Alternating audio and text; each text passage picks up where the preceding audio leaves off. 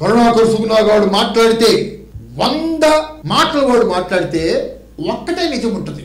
99 అబద్ధాలు బైబిల్ గురించి, క్రైస్తవ్యం గురించి వాడు కడతాడు.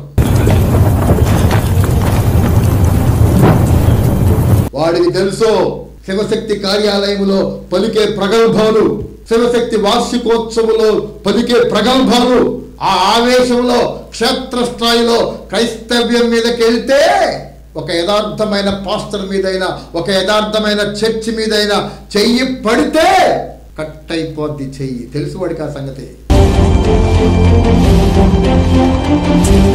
నేనే మార్గమును, సత్యమును, జీవమును అని సెలవిచ్చిన యేసు మహారాజుకే జై. సెప్టెంబర్ 11వ తారీఖు కరుణాకర్ గాడి శివశక్తి బ్యాచ్ను ఎర్రిపప్పలుగా చేసిన యంగ్ పాస్టర్ అనే టైటిల్ మీద కరుణాకర్ గాడు ఖుషీపాల్తో చేసిన ఇంటర్వ్యూలో ఆ ఖుషీపాల్ ఎలా తెలివిగా క్రైస్తవ్యం యొక్క నిజాయితీ, బైబిల్లో ఉన్న సత్యాలతో పాటు క్రైస్తవ్యం యొక్క సంఘాల యొక్క, బైబిల్ కాలేజీల యొక్క పరిశుద్ధతని, పవిత్రతని ఎలా చాటాడో నేను వీడియో రూపంలో చూపించాను. ఆ వీడియో వైరల్ అవుతుంది. ఇప్పుడు కరుణాకర్ గారికి ముందు గొయ్యి వెనక నుయ్యి.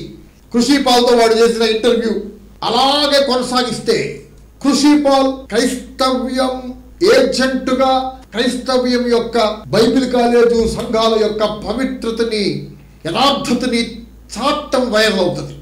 అలా కాదు, ఆపేద్దామని ఆపేడా. దాదాపు 1,00,000 కంటే ఎక్కువ వ్యూస్ ఉన్న ఆ వీడియో ఆగటం వల్ల వాడి అభిమానుల్లో, వాడిని ఫాలో అయ్యే వాళ్ళల్లో ఒక క్వశ్చన్ మార్క్ పడితే, వాడు ఆ వీడియో ఆపినా ఆపకపోయినా 2 రకాలుగా వాడికి దెబ్బ. నాకు తెలిసి వాడు శివశక్తి స్థాపించిన ఈ 9 సంవత్సరాల్లో వాడికి కౌంటర్ ఇచ్చే ఏ పాస్టర్ వల్ల వాడు ఇంత సమస్యని ఎదుర్కోలేదని నేను అనుకుంటున్నాను. కరుణాకర్ సుగుణాగాడు శివశక్తి 9వ వార్షికోత్సవం సందర్భంగా ఏర్పాటు చేసిన ఆ మీటింగులో చాలా రెచ్చిపోయి సినిమా డైలాగులు, అచ్చం కాపీ పేస్ట్ సినిమా డైలాగులు మాట్లాడాడు. అవి నిజంగా వాడు హృదయంలో నుంచే వచ్చినవి అనుకొని వాడి ఫాలోవర్స్, వాడి తిక్కల అభిమానులు చప్పట్ల మీద చప్పట్లు కొట్టారు, కొంతమంది ఖేరితలు కొట్టారు. ఒకసారి వాడు మాట్లాడిన ఆ సినిమా డైలాగులు వినండి. బైబిల్ చెప్పే కొద్దీ మీకు అలుపు వస్తుందేమో, నాకు ఊపు వస్తుంది. ఫస్ట్, మీరు వాక్యం బోధించే కొద్దీ అలసిపోతారు, మీకు అలుపు వచ్చింది. పాస్టర్ను ఉద్దేశించి వాడు మాట్లాడుతూ, మీరు వాక్యం బోధించే కొద్దీ, బైబిల్ బోధించే కొద్దీ మీకు అలుపు వచ్చింది, నాకు ఊపు వచ్చింది అన్న ఈ మాట cine actor, political leader, Anantapuram MLA Balakrishna మాట్లాడిందని అందరికీ తెలిసిపోద్ది. ఈ మాట చాలా సార్లు వైరల్ అయింది. వాడు ఇంకో మాట అంటున్నాడు, క్రైస్తవ మాఫియాతో పోరాడుతున్నారు, నీకు భయం లేదా అని వాడిని అడిగే ప్రతిసారి వాడికి భయం పుట్టుందంట. కాకపోతే వాడు సత్యలోపు భారతదేశంలో ఇంకా ఒక్క పాస్టర్ అయినా మిగిలి ఉంటాడేమో, ఒక్క చర్చ్ అయినా మిగిలి ఉంటుందేమో అని భయంగా ఉంటుందంట. నిజంగా నాకు చాలా భయం ఉంది. ఏం భయం అంటే, నేను నా జీవితం ముగించేలోపు, నేను పోయేలోపు ఈ దేశంలో ఒక్క చర్చ్ అయినా మిగిలిపోద్దేమో అని భయం ఉంది నాకు. ఒక్క పాస్టర్ గాడైనా, ఒక్క జాంబీ వైరస్ అన్న మిగిలిపోతారేమో అని భయపడుతూ ఉంటాను ప్రతి క్షణం. నేను దేవుడి సేవకుడిగా దేవుడి వాక్యం బోధిస్తాను. తెలుగు 2 రాష్ట్రాలు అనేక వేల సభల్లో దేవుడి వాక్యం బోధించాను. నా కారున్నా నేను దూర ప్రాంతం వెళ్ళేటప్పుడు నన్ను సభలకి స్పీకర్గా పిలిచిన పాస్టర్కి భారంగా ఉంటుందని బస్సుల్లోనే వెళ్తాను. నా టీం తోటి లైవ్ ఇవ్వటానికి తప్పనిసరైన ఎప్పుడే నా టీం తోటి కారులో వెళ్తాను, కానీ సామాన్యంగా నేను బస్సులోనే వెళ్తాను. నాకు అది పెద్ద ఇబ్బంది ఏం కాదు. చాలా దూరం, ఒక్కొక్కసారి 10 గంటలు 12 గంటలు విజయనగరం, శ్రీకాకుళం, వరంగల్, హైదరాబాద్, మెదక్, ఇలా దూర ప్రాంతాల్లో నేను బస్సులో ప్రయాణం చేసేటప్పుడు సూపర్ లగ్జరీ, ఇందిరా, గరుడ ఇటువంటి బస్సుల్లో సినిమాలు పెడతారు. తలకాయ నొప్పిగా ఉంటుంది.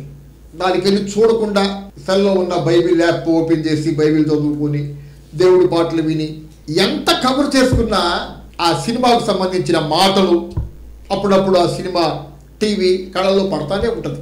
కరుణాకర్ గారు వాడి 9వ వార్షికోత్సవంలో మాట్లాడిన మాట వినేసరికి ఏదో బస్సులో నేను ప్రయాణం చేస్తా, ఒక పోలీస్ ఆఫీసర్ తన కిందున్న పోలీస్ ఆఫీసర్ని, హీరోని, నీకు భయం లేదా అంటే ఆ హీరో నాకెందుకు భయం, చచ్చిపోయేటప్పుడు కూడా నేను పౌరుషంగానే చచ్చిపోతానన్న భావనలో మాట్లాడాడు.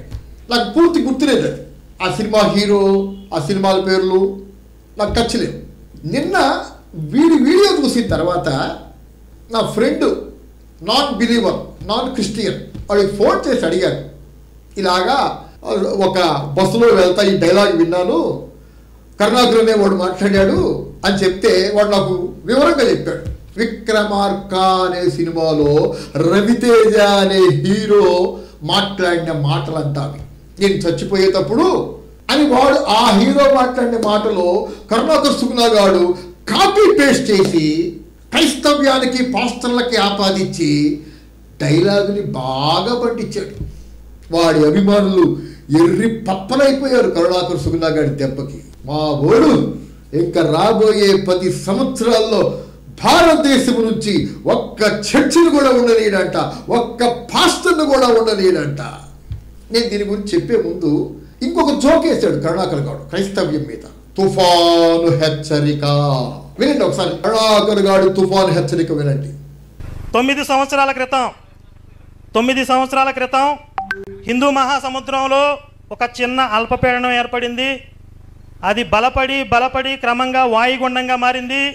ఇప్పుడు శివశక్తి పెను తుఫానుగా మారే సూచనలు కనిపిస్తున్నాయి. బయట సమాజం చైతన్యవంతమై ఉంటుంది కాబట్టి పాస్టర్లు మత మార్పిడి వేటలకు వెళ్ళకూడదని హెచ్చరించడమైనది. 9వ ప్రమాద హెచ్చరిక. 10వ నంబరు ప్రమాద హెచ్చరికని ఇప్పుడే ప్రకటిస్తున్నాను. ఓపెన్ గ్రౌండ్లో 10,000 మంది సమక్షంలో చేస్తాం. 10వ నంబరు ప్రమాద హెచ్చరికను ఎగరవేస్తాం. నేను విన్న తుఫాను హెచ్చరికలు ఈరోజు బంగాళాఖాతంలో అల్పపీడనం ఏర్పడింది, అది రాగల 24 గంటల్లో వాయుగుండంగా మారుతుంది. ఇదే నేను విన్న రియల్ వాతావరణ హెచ్చరిక. కరుణాకర్ గారి డూప్లికేట్ వాతావరణ హెచ్చరిక. 9 సంవత్సరాల కిందట అల్పపీడనం ఏర్పడిందంట, రాబోయే 10వ సంవత్సరంలో వాయుగుండంగా మారుద్దంట. ప్రతి హిందూ సమాజం అంతా అలర్ట్ గా ఉంటారు కాబట్టి పాస్టర్లు సువార్త ప్రచారానికి వెళ్ళకూడదంట. డూప్లికేట్ వాతావరణ హెచ్చరిక ఇది. కరుణాకర్ సుగుణా గారు మాట్లాడితే 100 మాటలు వాడు మాట్లాడితే ఒక్కటే నిజం ఉంటుంది. 99 అబద్ధాలు బైబిల్ గురించి, క్రైస్తవ్యం గురించి వాడు కడతాడు. అలాగే కరుణాకర్ గారు మాట్లాడే తుఫాన్ కరెక్ట్ కాదా అంటే నాకు అనిపించింది నిజం లేకుండా వాడు మాట్లాడటం కొంచెం నిజమే ఉండి ఉంటుంది.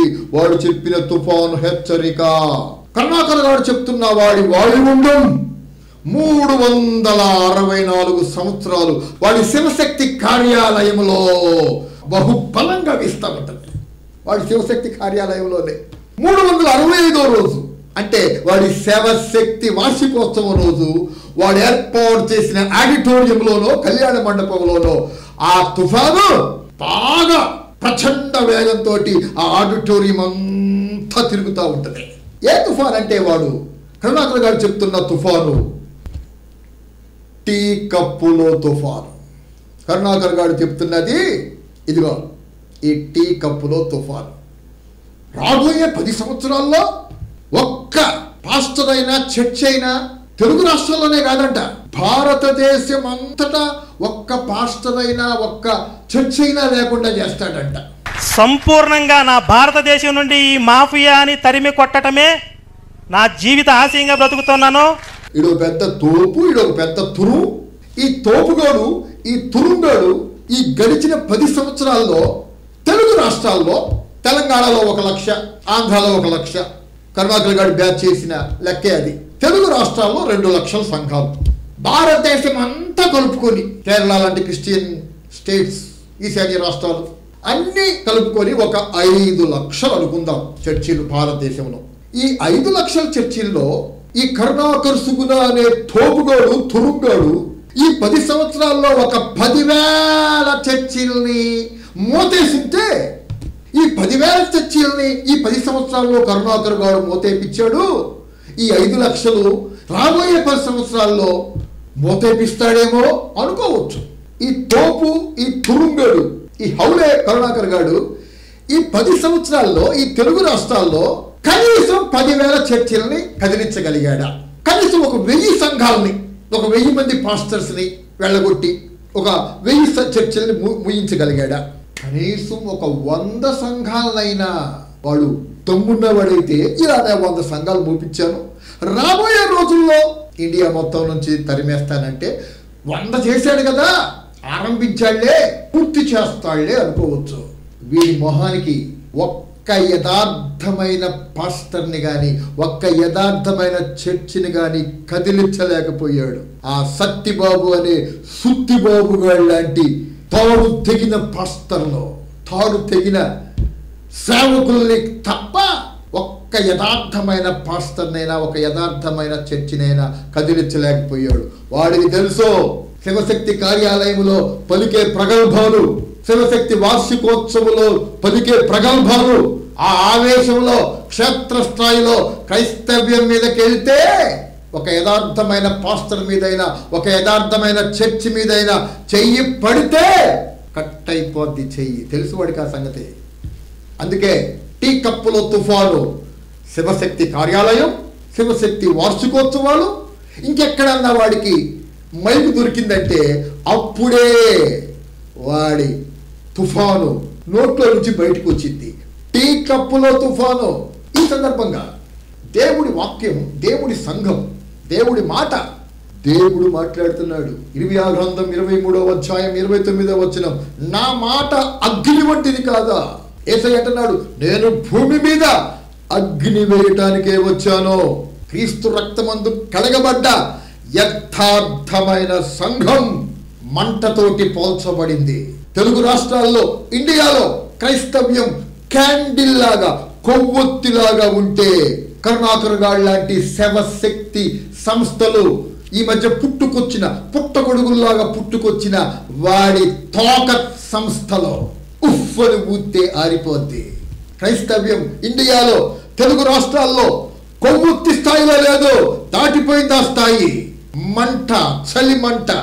కరుణాకర్ గారు, రాధా మనోహర్ దాస్ గారు, వాళ్ళ తోకలో ఎంతమంది వచ్చి ఉఫ్ అని ఊదినా ఆ మంట పెరిగి పెరిగి పెరిగి పెద్దదవుతుందే గాని ఆరిపోదు. ఉఫ్ అని ఊదుతున్న వాళ్ళను కూడా కాల్చేస్తుంది అవసరమైతే ఆ అగ్ని.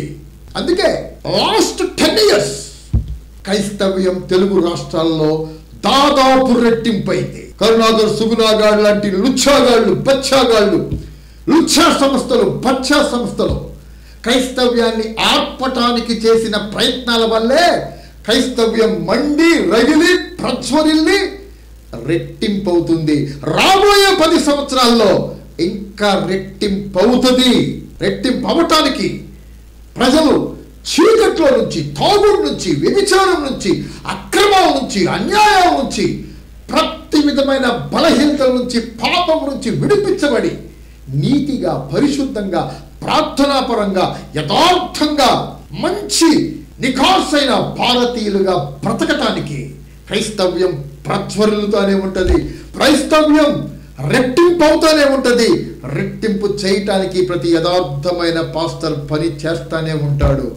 కరుణాకర్, సుగుణాగాళ్ళు లాంటి హౌలేగాళ్ళు ఎంతమంది వచ్చినా ఈ క్రీస్తు రక్తమందు కడగబడ్డ సంఘాన్ని ఆర్పలేరు అని తెలియజేస్తున్నారు. యేసు మహారాజుకే జై.